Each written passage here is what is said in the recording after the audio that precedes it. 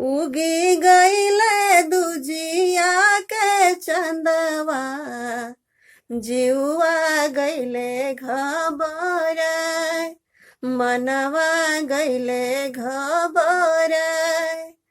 तीजिया से उगी गईले चौथिया, कैसे करी छठिया बरत, कैसे करी छठिया बरत। खेली कूदी आवेलन कवन पूत, कहे अम्मा मनवा उदास, कहे अम्मा मनवा उदास। ऑफिस से आवेलन कवन सिंह, कहे धनी मनवा उदास, कहे धनी मनवा उदास।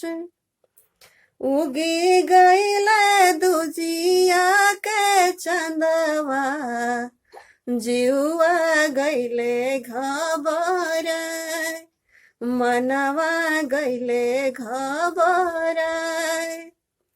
तीजिया से उगी गईले चौथिया, कैसे करी छठिया बरत, कैसे करी छठिया बरत।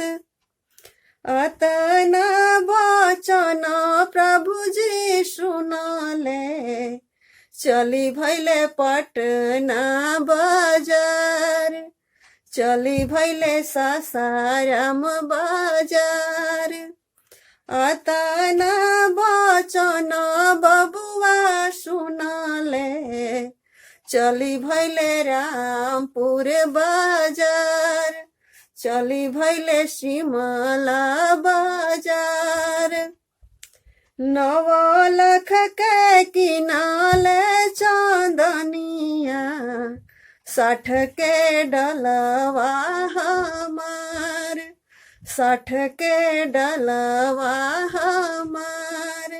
9 लाख के किनाले चांदनिया, 60 के डलवा हमार, 60 के डलवा हमार।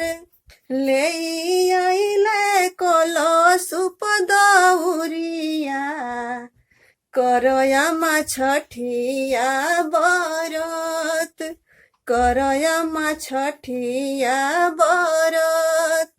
ले आइले फल फल हरिया, कर धनी छठिया बरत, कर धनी छठिया बरत। ले आइले उखनारियलवा,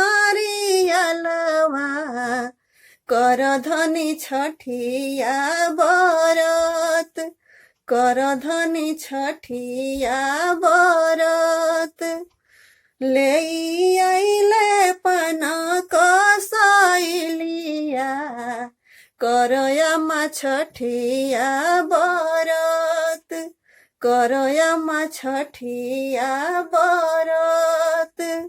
उगी गईले दुजिया के चंदवा, जीवा गईले घबर, मनवा गईले घबर, मनवा गईले घबर।